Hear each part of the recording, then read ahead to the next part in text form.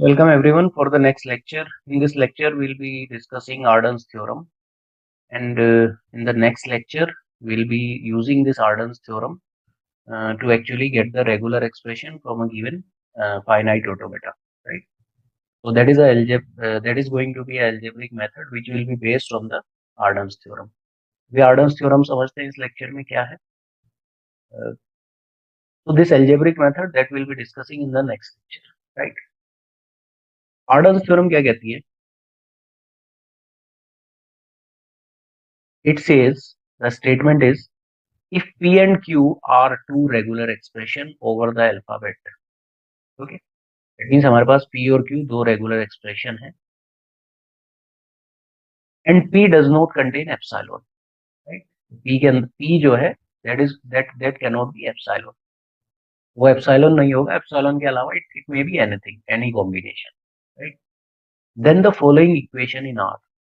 अगर हमारे पास ये इस तरह की कोई equation है, which is having P, Q and R, and P and Q are two regular expression, then this equation R equals to Q plus RP will have a unique solution, and that solution is going to be QP star.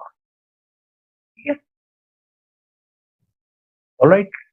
तो simple है, अगर मैं इस तरह की कोई equation बना सकता हूं जो इस फॉर्म में हो, Q प्लस RP की फॉर्म में हो, तो डेफिनेटली उसका एक यूनिक सॉल्यूशन क्या होगा? QP star. इस इक्वेशन और इस थ्योरम को बेसिकली हम अपने एक नेक्स्ट मेथड में यूज करेंगे, जहां पे हम किसी भी फाइनाइट ऑटोमेटा से रेगुलर एक्सप्रेशन जनरेट करेंगे. ठीक है, अब इसका प्रूफ देख लेते हैं. प्रूफ बहुत सिंपल है. तो यहाँ पे हमें दो चीजें प्रूव करनी है. सबसे पहला कि जो ये R equals to QP star है, ये एक सॉल्यूशन है, और दूसरी जो चीज हमें प्रूव करनी है कि ये एक यूनिक सॉल्यूशन. सॉल्यूशन प्रूव करने के लिए it is very simple actually. तो हम क्या करेंगे, will will assume it as a solution. यानी जो गिवन है उसे हम as a solution initially assume कर लेंगे. तो हमने मान लिया कि R equals to QP star, यानी QP स्टार एक सॉल्यूशन है, और उसके बाद हम इस सॉल्यूशन को अपनी इक्वेशन में पुट करेंगे. तो हमारी इक्वेशन क्या है? Q plus RP. जब मैं Q प्लस RP में R की प्लेस पे I will put QP star, तो इक्वेशन क्या बन जाएगी? Q प्लस R की जगह आपने क्या पुट किया है? QP star and then P, right? Simple, मैंने सब्स्टिट्यूट किया है सॉल्यूशन को. Now what I will get is, okay, can I write this Q as Q dot epsilon? Yes, because any regular expression dot epsilon is obviously Q, or it can be written as epsilon dot Q also. ये चीज हमें पता है. तो we can write Q as Q dot epsilon. तो equation क्या हो गई? Q dot epsilon प्लस ये वाला पार्ट यही है, QP स्टार P. ओके, यहाँ से हमने Q को कॉमन लिया, then what will get? Epsilon plus P star P. अब हम बात करते हैं epsilon plus P star P क्या होगा. तो देखो, सपोज मैंने P को लिया है A. अब ये कैसे आ रहा है? वाई वी आर सेइंग कि epsilon plus P star P या epsilon plus P star is actually P star. How we are getting this? Let's say P is a set having A. तो अगर मैं इस P का star करता हूँ, what I will get is P star, मतलब P का epsilon closure, P का क्लीन क्लोजर. P का क्लीन क्लोजर क्या होगा? एप्सिलॉन P, है ना, P to the power 1, P to the power 2, that is P triple P and so on. और यहाँ पे P क्या है? मेरा A है. अच्छा, A है.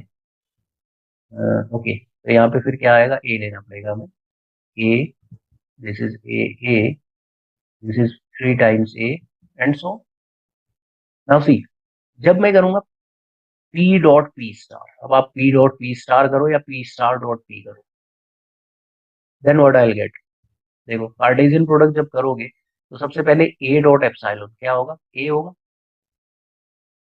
Then A dot A A dot A, है ना, कॉन्केटिनेशन हो गया. तो A then 4 times A and so on, right. This is what I am getting.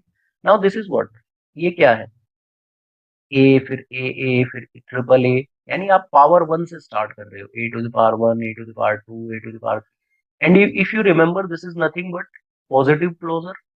So P dot P star क्या आ रहा है हमारा, पी डॉट पी स्टार आ रहा है पॉजिटिव क्लोजर, यानी P to the power plus. और जब पॉजिटिव क्लोजर में जब मैं ऐड कर देता हूँ या मैं यूनियन कर देता हूँ किसका, एप्सिलॉन का, then what I will get, यहाँ इस पॉजिटिव क्लोजर के अंदर पावर वन से हम स्टार्ट कर रहे थे और एप्सिलॉन क्या है, पावर जीरो है। दैट मीन्स जब मैं ये एप्सिलॉन इसमें ऐड कर दूंगा तो यानी जीरो पावर से मैं स्टार्ट कर रहा हूँ, zero one two three four five, so that is nothing but P star, Kleene closure. ये तो डिफरेंस था क्लीन क्लोजर और पॉजिटिव क्लोजर में। तो this is what I am getting is P star. तो ये जो है ना, epsilon union P star P, इसे मैं क्या लिख दूंगा, पी स्टार। और ये फाइनली क्या बन गया, क्यू यहाँ पे है, पी स्टार इधर है, आई am getting is Q P star. तो यहां से हमने प्रूव किया कि Q P star is a solution. अब हम बात करते हैं यूनिकनेस की। यूनिकनेस कैसे प्रूव करेंगे, यूनिकनेस के लिए हम जो हमारी इक्वेशन है हम उसे जनरलाइज करेंगे। कैसे जनरलाइज करेंगे, इक्वेशन क्या है, Q plus R P, right. अब क्यू प्लस आर पी में that is what, R, R is Q plus R P. Q plus R P में इस आर की जगह I put Q plus R P again, right? So what it will become, Q plus R, in place of R I have put Q plus RP and then concatenation P. So what I am getting is Q plus QP and then RP dot P is RP square या RPP, ठीक है। I am getting is Q plus QP plus RP square। अब फिर से आप यही चीज ना रिपीटेडली आप इसे पुट करो सो दैट कि you will get the generalize equation, यानी nth स्टेप या ith स्टेप पे क्या होगा, फिर से पुट करोगे तो क्या आएगा, q प्लस क्यू पी, है ना। इस in place of this r I have again put q plus R P, तो q plus Q P square plus R P Q, then again q plus Q P square plus Q plus R P raise to the power 4। अब जब आप इसे generalize कर लोगे so what you will get is q plus Q P square, यानी ith step पे क्या होगा, you will gate this up to Q P raise to the power I. और यहाँ पे आप देखो कि r के साथ जो p है उसमें एक पावर ज्यादा है q के साथ p जो है उससे, तो अगर Q P raise to the power I आ रहा है तो r के साथ जो p है उसमें पावर कितनी होगी, i plus one.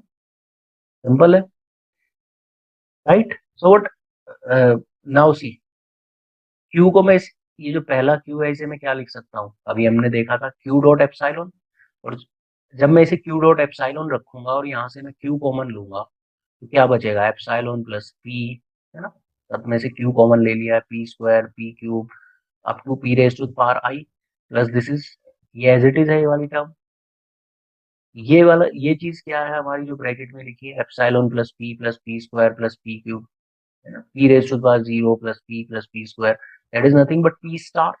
So what I am getting is QP star plus RP raised to the power I plus 1, right? So I can see here is कि अगर किसी भी स्ट्रिंग की लेंथ I होगी, ओके, तो अगर मैं कोई भी ith लेंथ की स्ट्रिंग लेता हूं, उस स्ट्रिंग के अंदर this this particular part will always be there. यहाँ पे पावर क्या है, I plus 1, right. It will RP raised to the power I plus 1 will not be there as P does not contain epsilon, P के अंदर epsilon है नहीं, right? So the obviously the unique solution, the unique part at the ith iteration is going to be QP star. So in the next lecture we'll be using this Arden's theorem for in a algebraic method to find out the regular expression for any given finite automata. तो हम उसमें problem भी discuss करेंगे method के साथ साथ।